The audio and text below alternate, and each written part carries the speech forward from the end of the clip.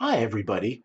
The last couple of days, I've been working with a new product to generate videos called Content Samurai. Now, this product is fairly pricey, actually. It runs as a web-based server type of product. In other words, you use their server to generate the web graphics and so on, and it spits out web pages for you to control things. And it costs $47 per month for a subscription. So I'm not sure if I'm sold on it based on price. But for the current month, when I have a subscription, I'm going full speed ahead and trying to use this to create Udemy courses. Now, I want to show you exactly how simple it is. First, this is the main screen, and you can see the various videos that I've been creating from a new book that I'm working on, which is on writing. So it has things like using synonyms and hyphenation, stuff like that. And what I've been able to do is cut and paste the book into this product so that it can make slides for me, and then I just read the slides. So I'm hoping that out of this, I can actually get video and audio for audiobooks. So I'll have an ebook, a paperback, a video, and audiobook, all from pretty much the same work. So I'm pretty excited about the idea. Let me show you how simple it is to create a video. All you do is you click on create a video here. And notice these are the steps over here on the left. It starts with script, and then we have slides, and then we have voice, preview, and download. Those are the 5 steps to create this. Now here I can create various sizes, and I can tell it what to do. I'm going to go with the defaults rather than tell it, should it bold keywords for me, and yes, it should select images. All this stuff is really good, and you also have a control here for, do you want 1 slide per sentence, 1 slide per paragraph, per phrase, or just let it automatically fit? I'm going to let it automatically fit. So you have controls all the way through this process. Now here it's saying write or paste the video script. So it wants the actual text that you're going to read. What I've been doing is going over here to Word. And here's the document that I've been transcribing. So I'm just taking it chapter by chapter and pasting it into Content Samurai so that it will generate slides for the chapter. So I have an identical reading of the book once the book is published. Now I've been fooling around here preparing this. I thought I'd come up with something short that we can just cut and paste from Word. So I just go ahead and I select it, right click, and I say copy.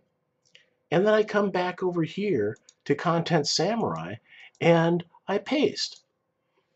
And there you have my script. This is what I'm going to read. And that's it for the first step. If you don't mess with all this stuff on the left and you just use the defaults, which is what I've been using to create my course, it's as simple as cut and paste your text into this window.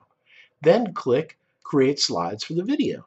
And what the little slider will do here is advance the slides, and you get the little man there who's making my video. And here we have the slides. Now the next thing that I can do is I can select themes. So I can go with different colors and different colored fonts and things like that. I can even upload my own themes. I can create those, which is really rather nice. And over here on the right is the slides that it created. So let's begin by looking at a simple video. This video only has 4 slides, but all right. That should be that's. So I can go here and say that's all right. Anything longer just comes down to repetition. And I'll see you in the classroom. That's our entire slide presentation. Notice how it went and it looked for interesting words and highlighted them. And the other thing that it does is it finds out what you're talking about. Like here, it found the interesting word video. So it highlighted it and it picked a picture from the common domains slew of pictures that are out there and selected that. Here, simple video, it picked a drone because I'm talking about simple video here. So it actually picks pictures automatically for you that match the slide. Now, if I don't like this, I can come up here to Media on this slide, and I can upload a different image to show instead of this. And I end up with my slew of uploads. So here's a whole bunch of uploads. If I wanted to show this instead of the drone, actually I kind of like the drone, so let's go back to that.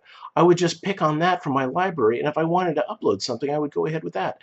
And the final thing that you can do here, it's still really simple, but it gives you the power, is say layout. And here I can pick from 5, I think, 6 different slide layouts, whether the text is centered, left, right, at the bottom, at the top, or whether it's the full.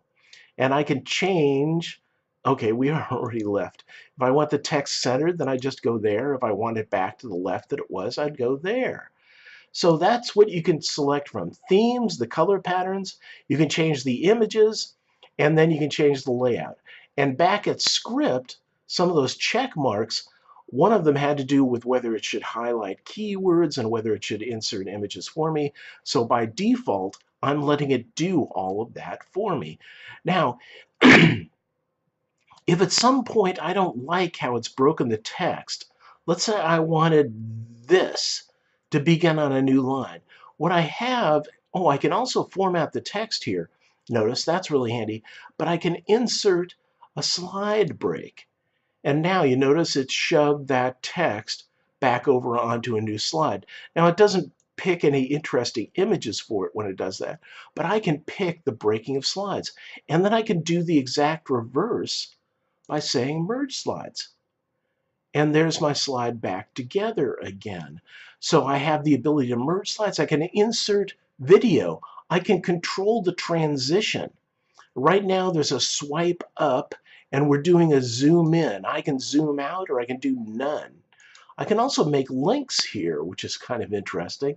I can move the image around. I can control the text, make it bold, italic, underscored, and so on. And here it's showing me the slide number of number. I can delete the slide. I can insert a new slide at this point. So it gives me all the simple controls to control slides at this point. Now let's say I'm pretty happy with the default, because we haven't really changed anything, with the way it laid things out. I don't want to change any of the images, and I like the way it broke the text.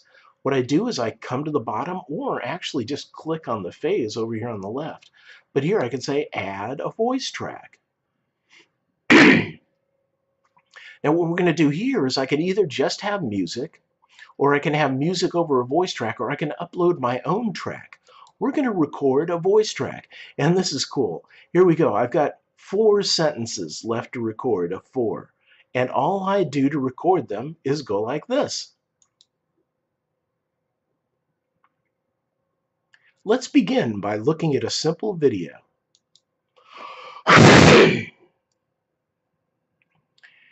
And there, it's recorded that, and I can play it back if I'd like. Let's begin by looking at a simple video. And I can re-record it if I want by clicking on here. Let's begin by looking at a simple video. And notice that my voice level is over here on the right. Oh, whoops, I'm still recording. Let me record that again. Let's begin by looking at a simple video. And I stop the recording. Now, if I'm happy with that, and I can play it back, I can re-record it, do anything I want, and I see my voice level over here on the right, I'll go to next, and it takes me to the next thing to record. This video only has 4 slides, but that's all right. And then I stop that. And I can re-record that, play it. Now notice there's no editing capability. You really don't need it when you're doing a line at a time. You just replace the line. I love this simplicity. Anything longer just comes down to repetition. I stop and I go to next. And I say, I'll see you in the classroom. Whoops, I recorded I'll say. Let me re-record that. I'll see you in the classroom. And there you go. I've recorded my video. Now, if I go to next, it's going to show me here. The next step is preview your video. preview your video, which is over here on the slider on the left. So let's go ahead to that. Now here he is putting the slides together. He's generating it. This is all on their server out on the web. So it doesn't matter how fast your computer is, we're using their resources. And here it is. Now down here we have the option to play. It's 14 minutes long. Now let's go ahead and play it and see what we just created. Let's begin by looking at a simple video. This video only has 4 slides, but that's all right. Anything longer just comes down to repetition. I'll see you in the classroom. And there you go. That was the video. Now, if it turns out I don't like the music, here's all the public domain music out here on the left that I can apply. And I can listen to each of these one at a time and see, oh, that's a little too dramatic. Oh, that's fun. Let's say we want to go with endless possibilities. And now it's added endless possibilities. Let's begin by looking at a... So there we go. Or I can upload my own music. And down here I can even keep track, or I can even control the volume of my voice compared to the volume of the music. This is the default, and they found that that works pretty well. 20% music volume, 100% on your voice. I can also add watermarks here. So I think that here's a preview watermark, and a draft watermark, sample watermark, and their watermark. I don't use that. So there you go. You previewed it, and if it looks good, then you go here. And this is the one part I don't particularly like, but I haven't found it a real problem because I just copy this little thing around. I put this in Udemy in the lecture description, or on YouTube in the video description, wherever. It just has to follow around, and it gives the video attributions, or the image attributions actually, for the Creative Commons images that are used in this video. And that's all you've got to do is make a copy of this and then paste it into your description. The other thing you could do is generate your video. So let's go ahead and do that.